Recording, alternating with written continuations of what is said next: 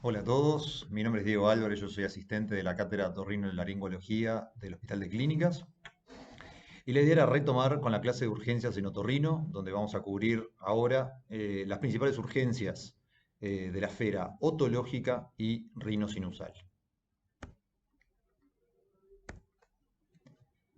En lo que respecta al oído, nos parece que lo más importante en lo que respecta a el tratamiento de la urgencia otológica es diferenciar claramente la clínica de una otitis externa difusa aguda o OEDA y una otitis media aguda.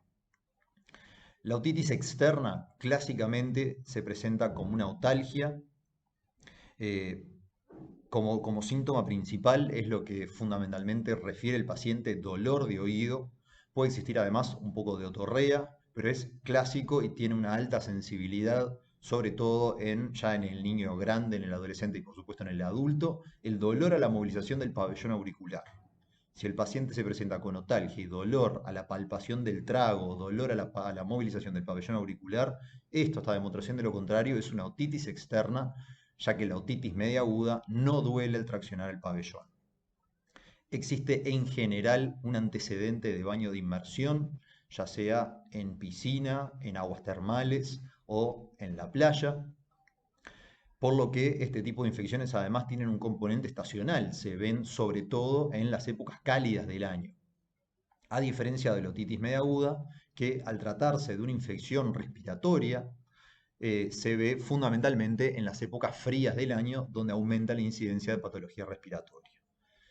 Al examen físico se puede observar además edema del conducto auditivo externo o hasta del pabellón auricular, sin que esto represente una complicación de esta infección. En lo que respecta a la etiología, es una infección bacteriana, dado por fundamentalmente Pseudomonas aeruginosa, razón por la cual el tratamiento con amoxicilina nunca es eficaz para esta patología. ¿Sí? Esta patología, la otitis externa difusa aguda, clásica, se trata con tratamiento tópico a base de ciprofloxacina en gotas. Existen preparaciones, por supuesto, específicas para el oído. En general, uno tiende a preferir las preparaciones oftalmológicas porque no son a base de alcohol y por lo tanto no arden. Tampoco genera sedimento, que muchas veces es un problema de los tratamientos prolongados con ciprofloxacina tópica eh, formulada para colocar el conducto auditivo externo. Por otro lado, tenemos la otitis media aguda, ¿sí? Que es otro gran motivo de consulta en la esfera otorrinolaringológica. La otitis media aguda, a diferencia de la otitis externa, comienza inicialmente con sensación de oído tapado, ¿sí? Con una hipoacusia de tipo conductiva, donde el paciente percibe sus propios ruidos, al paciente le molesta su propia voz porque retumba en el oído. Esto es, por supuesto, por el edema y por las secreciones que se empiezan a acumular dentro de la caja del tímpano. En la evolución el paciente agrega otalgia, ¿sí? Y si la infección progresa lo suficiente, al perforarse la membrana timpánica, que es parte de la evolución natural de la enfermedad de no tratarla, ¿sí? Podemos observar también otorrea. Cuando existe la otorrea, en general está precedida por un dolor intenso que nos avisa de la ruptura del tímpano y en la evolución mejora francamente la otalgia, mejora francamente el dolor al evacuarse la colección supurada dentro de la caja timpánica. Como les comentaba, en lo que respecta a la etiología, las otitis medias agudas son de inicio virales porque se inician como cualquier rinosinusitis aguda, ¿sí? Los virus respiratorios clásicos, a lo que se sobreinfecta con flora de la nariz, como puede ser un Streptococcus pneumoniae, Haemophilus influenza y Moraxella catarrhalis. En ese orden de frecuencia son los tres gérmenes que más habitualmente se observan en la otitis media aguda. Ahora sí, el tratamiento es con amoxicilina. En general, con amoxicilina alcanza para cubrir eh, los gérmenes más habituales, no es necesario agregar clavulánico. Y donde también para el tratamiento siempre es útil, como en la mayoría de las infecciones de otorrinolaringología, siempre con criterio, el uso de corticoides sistémicos para mejorar la inflamación. Recordamos diferencias anatómicas básicas, ¿sí?, entre una infección y la otra. La otitis externa difusa aguda es una inflamación del oído externo, recordando que el oído externo está integrado por la membrana timpánica y el conducto auditivo externo, es decir, que esta infección llega hasta la membrana timpánica. Como dijimos, clásicamente al examen físico genera dolor la palpación del trago o la palpación del piso del conducto auditivo. La tracción del pabellón auricular, son todos elementos que generan dolor justamente porque estamos palpando la zona que está inflamada. Por otro lado, la otitis media aguda inicia con edema y exudado a nivel del oído medio, es decir, del tímpano hacia adentro, comprometiendo la caja timpánica, las celdillas mastoideas y la trompa de Eustaquio, que es lo que inicia una disfunción de la trompa de Eustaquio, es en general lo que desencadena la fisiopatología de la otitis media aguda. Todo este edema empieza a dificultar la transmisión del sonido, a lo que se agrega esta mucosa edematosa, un aumento de la exudación, por lo que se empiezan a colectar líquidos dentro del oído, todo lo cual produce una hipoacusia de transmisión, como les comentaba recién, ¿sí? En la evolución el paciente agrega dolor y posteriormente, si se llega a perforar la membrana timpánica, observamos otorrea. Ahí vamos entonces al examen físico, ¿sí?, a la inspección, diferencias que son básicas.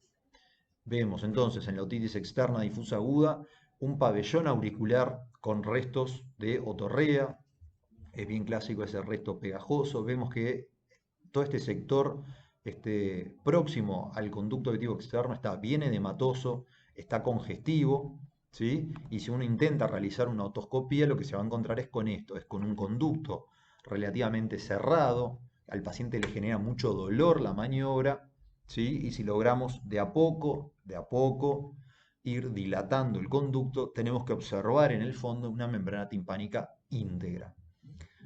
A diferencia de lo que sucede en la otitis media aguda. En la otitis media aguda vemos un conducto, ¿sí?, que está sano, la piel está sana, es un conducto amplio, el pabellón auricular no tiene que mostrar este tipo de alteraciones, ¿sí? O sea, es una otoscopía fácil, en general no genera demasiado dolor, pero cuando observamos el fondo de la membrana timpánica, vemos una membrana timpánica claramente alterada, es una membrana timpánica congestiva, bombante y opaca.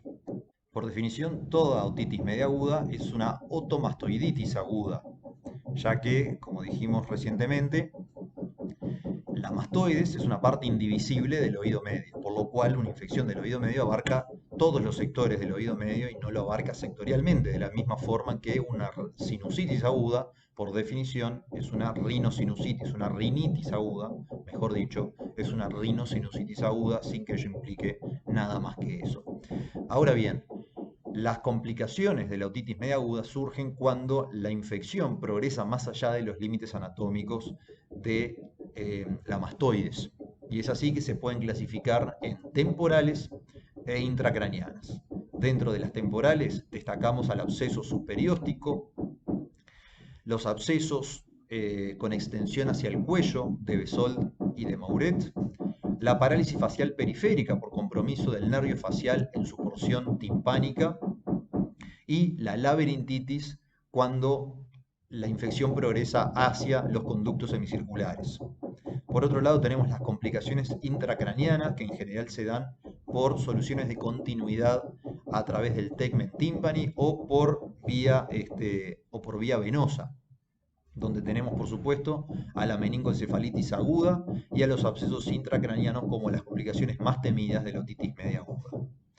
El tratamiento, cuando estamos frente a una complicación, siempre corresponde el drenaje quirúrgico, ya sea de la mastoides o por lo menos de la caja timpánica, y antibiótico-terapia intravenosa más corticoides y, por supuesto, ingreso hospitalario.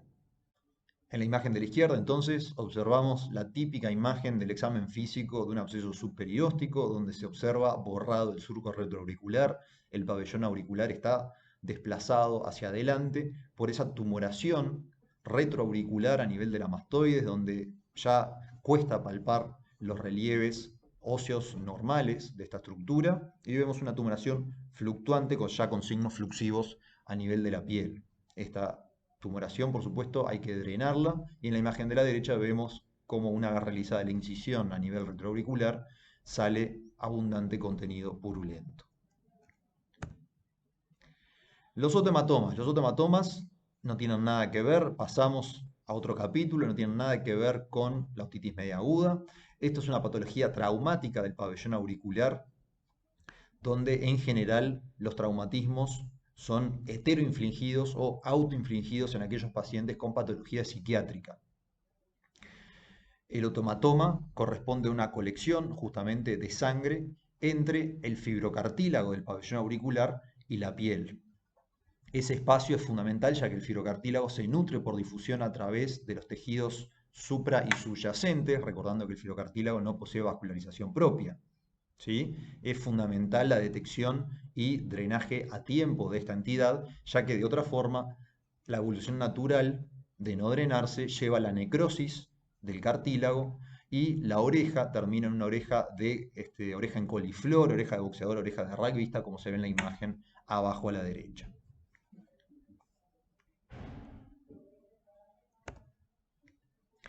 Las perforaciones timpánicas. Perforaciones timpánicas también es otra consulta bastante frecuente. Las perforaciones timpánicas muchas veces acontecen a la limpieza del conducto auditivo excesiva o intempestuosa, utilizando objetos extraños como puede ser un cotonete, una horquilla. La gente se pone cosas insólitas en el oído con tal de limpiarse el oído y es así que tiene un golpe o una maniobra, como les decía, un poco brusca, se perfora el tímpano. A veces también traumatismos cerrados, un golpe de puño, una ola muy intensa que choque contra ese oído, también pueden generar pequeñas roturas de la membrana timpánica. En este caso, si la detectamos precozmente, lo que vamos a observar es un conducto auditivo externo sano y una membrana timpánica con características básicamente sanas, con la salvedad de encontrar justamente como se ve en la imagen abajo, un poco a la derecha, una pequeña perforación que en general se produce en los cuadrantes anteriores o fundamentalmente en el sector central. Y lo que vamos a hacer es, si podemos prever o si surge de la anamnesis que pueda haber algún medio contaminante, cubrir con gotas con ciprofloxacina y corticoides, ¿sí? Por 3 o 4 días como para prevenir una sobreinfección y después controlarla al mes para ir viendo si la perforación timpánica cierra de forma espontánea, que es lo que suele suceder. Cuerpos extraños en el oído, también un medio de consulta tremendamente frecuente. Esto, por supuesto, aumenta en las edades pediátricas, pero, sin embargo, como podemos observar, hay distintos tipos de cuerpos extraños y nadie está a salvo de esto, ¿sí? Los cuerpos extraños dentro del oído se pueden dividir en animados e inanimados, y los inanimados, a su vez, en orgánicos e inorgánicos. Los cuerpos extraños animados, por supuesto, corresponden a insectos. Los insectos en el conducto auditivo aumentan en incidencia también durante las épocas cálidas del año, donde aumenta la población de este tipo de bichos, ¿sí? Y la gente tiende a dormir con la ventana abierta porque hace calor. El insecto busca entonces el oído, que está calentito y está oscuro, y es tremendamente común, ¿sí? La consulta por insecto en el conducto auditivo. Puede ser mosquitas, puede ser cucarachines, polillitas, etcétera, lo que se les ocurra. El primer gesto terapéutico en este caso es inmovilizar al insecto, ¿sí? Idealmente con algún medio viscoso. Puede ser vaselina líquida, puede ser éter, que si bien irrita un poco, adormece al insecto, ¿sí? Y lo inmoviliza. Acto seguido, evitar cualquier maniobra de extracción, a no ser que esté regalado y lo vea sin necesidad de un otoscopio, ¿sí? Si ya no lo veo, pero sé que está ahí, si lo diagnostiqué con el otoscopio, evito cualquier maniobra, estamos hablando de insectos, y llamo al otorrino para que venga a extraerlo. Cuerpos extraños inanimados. Cuerpos extraños inanimados también, esto aumenta muchísimo, se ve sobre todo en niños, pero también en adultos con niños cerca, también se ve, ¿sí? En las imágenes vemos ejemplos como por ejemplo el grafo de un lápiz o una perlita, ¿sí? De caravana. Dependiendo del tamaño del cuerpo extraño, muchos salen con lavado, ¿sí? Incluso también los cuerpos, los insectos pequeños pueden salir con un lavado de oído. Los cuerpos extraños pequeños pueden salir con un lavado y en caso de estar impactados, también siempre evitar maniobras traumáticas, evitar maniobras de extracción, ¿sí? Y lo mejor es llamar al especialista para que lo extraiga con el fin de evitarle al paciente una lesión del conducto auditivo y de terminar de impactar el cuerpo extraño en el conducto auditivo óseo. Pasamos ahora a la esfera rinosinusal. La epístasis es sin duda una de las principales consultas a nivel otorrinolaringológico y yo les diría que la principal consulta con especialista de la esfera rinosinusal. Según su topografía, según la fuente del sangrado, las epístasis se dividen en anteriores y posteriores. Las anteriores en general se observa en pacientes jóvenes, en niños, adolescentes, adultos jóvenes, con antecedente, no siempre, pero muchas veces se asocia a algún tipo de alergia nasal, el prurito, la gente se rasca, se traumatiza, el uso excesivo de descongestivos nasales, ¿sí? De las gotas Dr. Selby, por ejemplo, también generan lesiones a nivel de la mucosa del tabique, los traumatismos, los inhalantes, como pueden ser las drogas, ¿sí? La cocaína, por ejemplo, ya enfermedades hereditarias, como el Rendu-Osler-Weber, el uso de anticoagulantes y la hipertensión arterial. Por otro lado, las posteriores se ven fundamentalmente en pacientes añosos con patología aterosclerótica, ¿sí? Donde en general se asocia a un pico hipertensivo, esclerosis valvulares cardíacas, coagulopatías y el consumo de anticoagulantes o antiagregantes plaquetarios. Debemos recordar para esto la irrigación arterial de las fosas nasales, lo que es la irrigación del tabique, que es la fuente de origen de las epístasis anteriores, en su gran mayoría. Recordamos que en esta zona más anterior del tabique tenemos un área de encrucijada arterial denominada área de Kieselbach o plexo de Kieselbach, donde tenemos una anastomosis entre los sistemas carótida interna y carótida externa. Desde la carótida interna surgen ramas de las arterias etmoidales, anterior y posterior, mientras que por el sistema de la carótida externa llega vascularización proveniente de la arteria efenopalatina y de la arteria del subtabique. Como les decía, esta es la fuente principal de las epístasis anteriores, mientras que, por otro lado, la vascularización de la pared intersinuso nasal o pared lateral de las fosas nasales, ¿sí? Recibe irrigación desde la carótida externa, de la arteria fenopalatina, y esta es la que habitualmente sangra en las epístasis posteriores, ¿sí? Mientras que, por otro lado, pueden existir también epístasis provenientes de las arterias etmoidales, pudiendo también clasificarse como epístasis superiores en este caso. Las epístasis anteriores, como les comentaba, son más frecuentes en pacientes jóvenes, donde la etiología suele ser traumática, ¿sí? La gente se rasca, la gente que le pica la nariz se rasca o junta costras porque tiene una vestibulitis nasal o simplemente como una especie de tic, ¿sí? El traumatismo con el dedo es muy común, sobre todo a nivel pediátrico, pero también en otras edades se ve. Muchas veces se acompaña de cuadros infecciosos o descartando causas aparentes, la mayoría de las epístasis anteriores terminan siendo idiopáticas, sobre todo en los niños y en los adolescentes, donde no queda claro un desencadenante. Habitualmente son unilaterales, pero pueden ser bilaterales también, en general no al mismo tiempo, sino que de forma intermitente.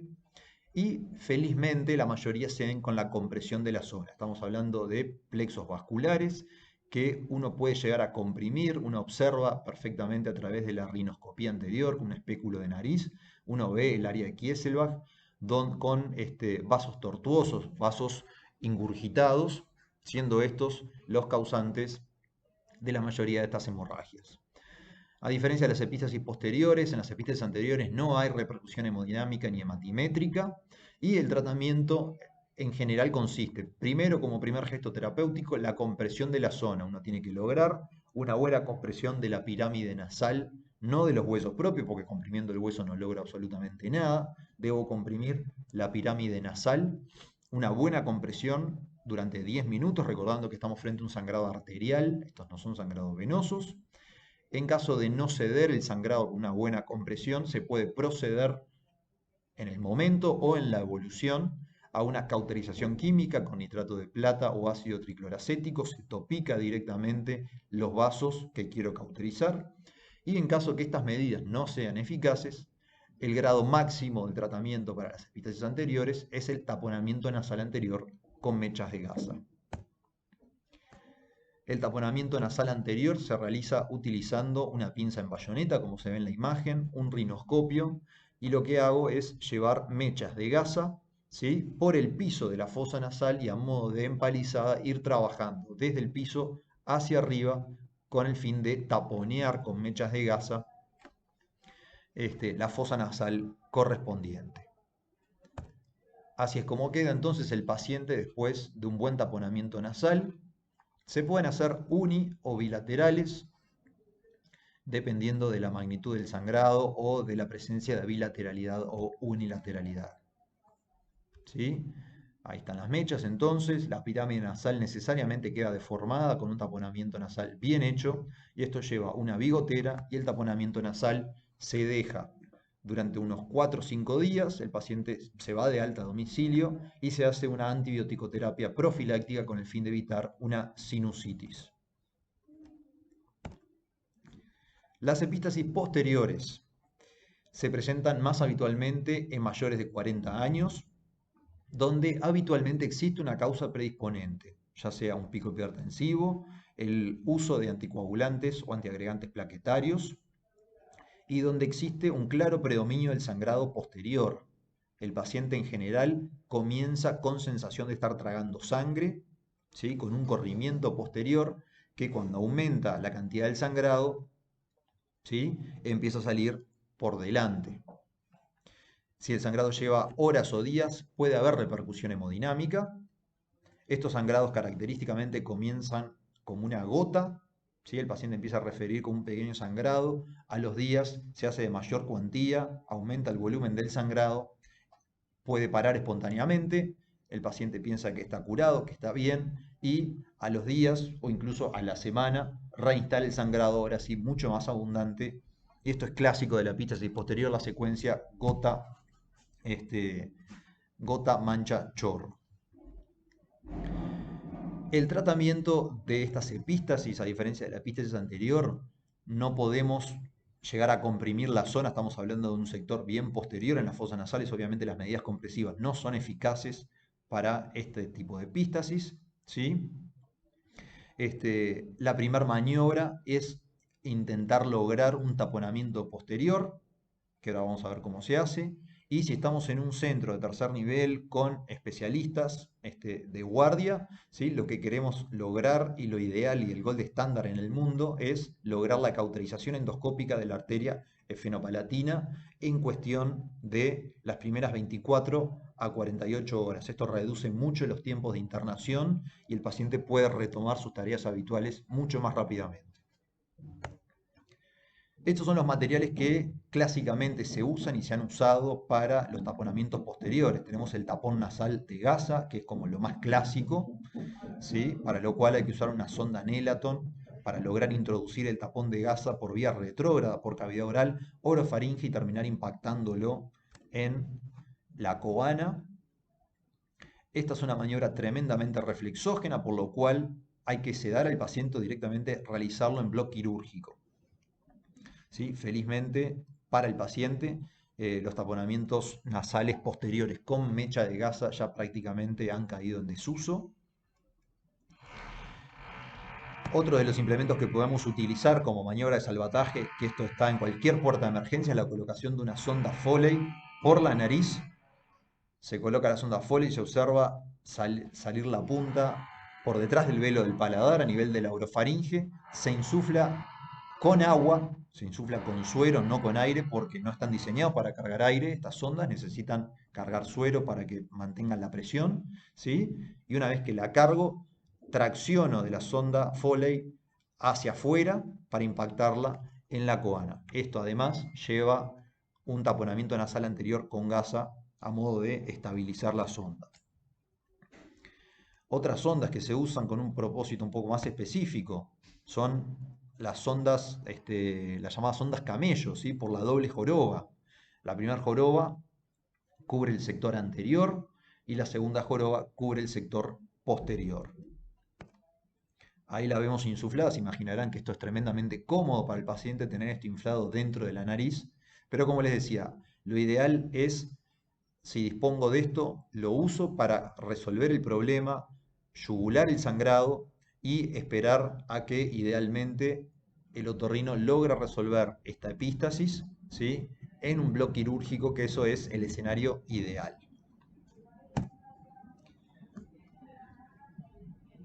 Y esto es un poco entonces lo que tenemos que intentar lograr, llevar al paciente ya con un sangrado detenido, ¿sí? O en vías de estar detenido a bloc, para lograr una cauterización endoscópica de la arteria fenopalatina.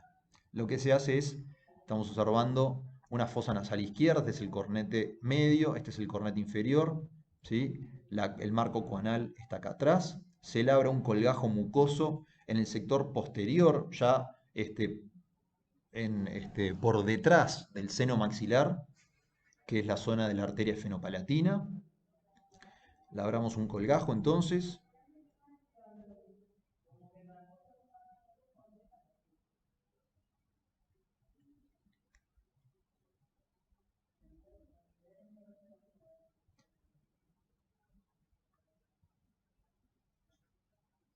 Se despega el muco periósteo de la pared intersinusonasal y se identifica la cresta etmoidal, reper óseo fundamental para la identificación de la arteria fenopalatina que se ve a este nivel.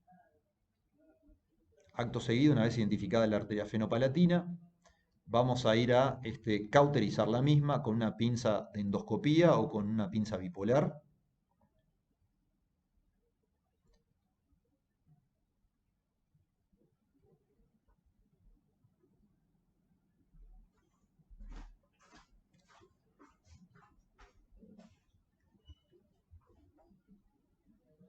Ahí estamos entonces cauterizando la arteria fenopalatina, ¿sí? Y asegurándonos que estamos tratando directamente la fuente del sangrado.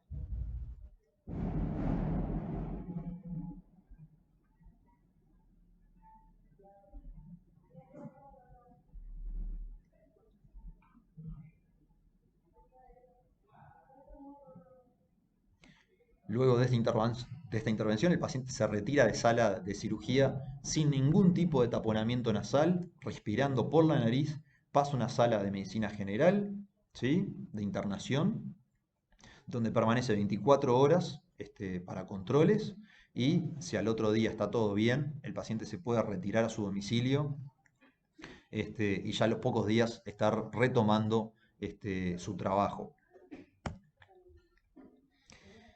Saliendo de las epístasis, ¿sí? Pasamos a los hematomas o abscesos del tabique. Estos se dan secundario a un traumatismo a nivel de la pirámide nasal, donde, utilizando la misma lógica que utilizamos para el hematoma del pabellón auricular, ¿sí? Estamos observando entonces la acumulación de sangre entre la mucosa nasal y el tabique. La lógica es la misma, esto se tiene que drenar rápidamente para evitar isquemia y necrosis del tabique y su consecuente perforación. Si no se drena a tiempo, también se puede sobreinfectar, logrando un absceso del tabique, ¿sí? A lo cual, además del drenaje, obviamente hay que cubrirlo con antibióticos. ¿Sí? El hematoma o absceso del tabique, como se ve en la imagen, se identifica sin ningún espéculo nasal, sin ningún instrumental raro, es solamente levantando la punta nasal y observando ese abombamiento clásico que viene desde el tabique nasal hacia las narinas. Pasamos ahora a la patología infecciosa, la rinosinusitis aguda. La rinosinusitis aguda también es un motivo de consulta clásico, ¿sí? Que habitualmente no llega al otorrinolaringólogo, esto lo detecta el médico de puerta, ¿sí? O el médico general, y se trata en la mayoría de las veces sin mayores consecuencias. Para hacer diagnóstico de rinosinusitis aguda no se necesita ni una placa ni menos una tomografía, el diagnóstico es clínico.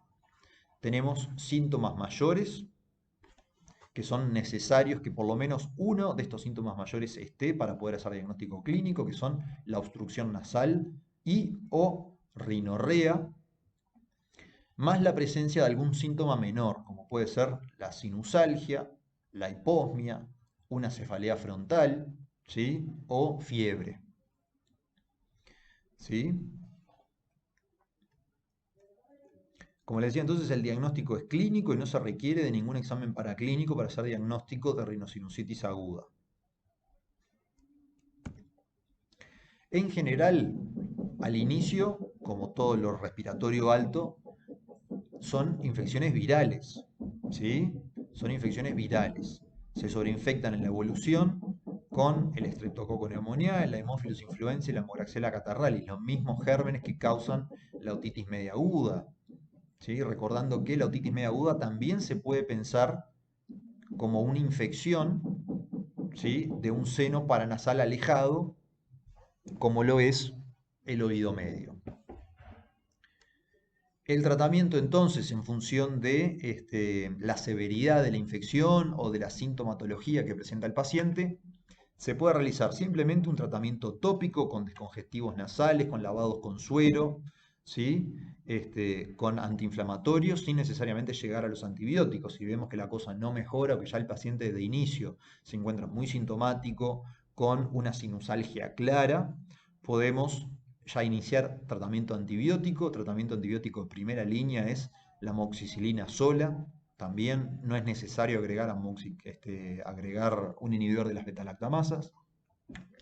Y nuevamente, como todo en otorrino, siempre viene bien un pulso de corticoides durante 3-4 días, mejora mucho la sintomatología y ayuda a descongestionar los complejos osteomatales, que es acá donde radica la fisiopatología del bloqueo de los senos paranasales y de la sinusitis, ¿sí?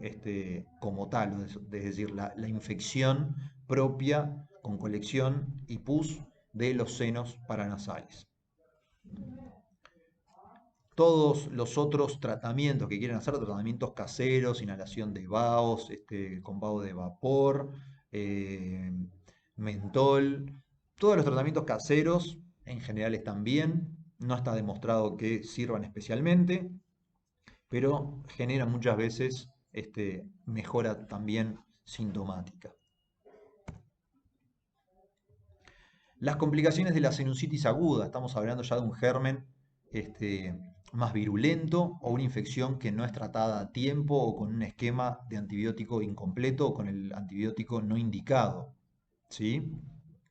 Las principales complicaciones de la sinusitis aguda por un tema de proximidad anatómica son orbitarias, donde tenemos 5 grados de complicaciones según la clasificación de Chandler, que no necesariamente son secuenciales, no necesariamente una celulitis o sea, no necesariamente las complicaciones empiezan con un Chandler 1 y van avanzando por todos los estadios.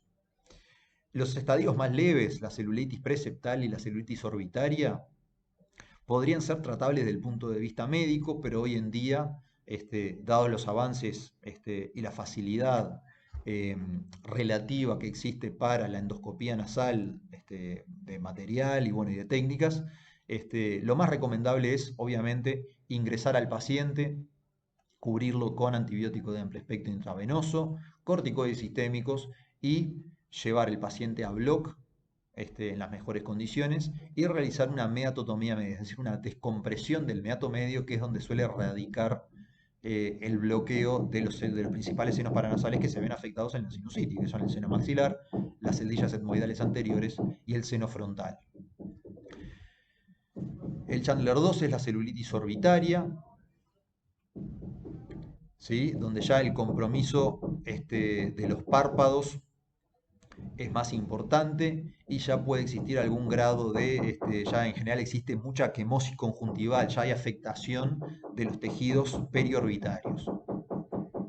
El absceso superióstico, estamos hablando en general de una colección en la pared interna de la órbita, ¿sí? Es decir, en la pared externa, ya en la lámina papirácea del etmoides, una colección superióstica que empieza a desplazar el globo ocular hacia afuera, el absceso orbitario, que ya configura en sí mismo una emergencia porque corre riesgo el nervio orbitario, y por supuesto el grado máximo es la trombosis del seno cavernoso. Ya acá estamos hablando de un cuadro séptico y de una tromboflebitis intracraneana.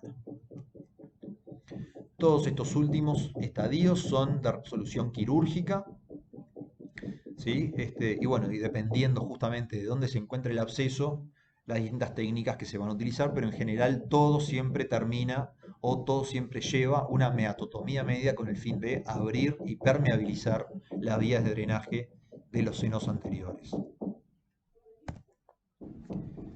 Bueno, espero que les haya sido leve. Cualquier duda, estamos a las órdenes.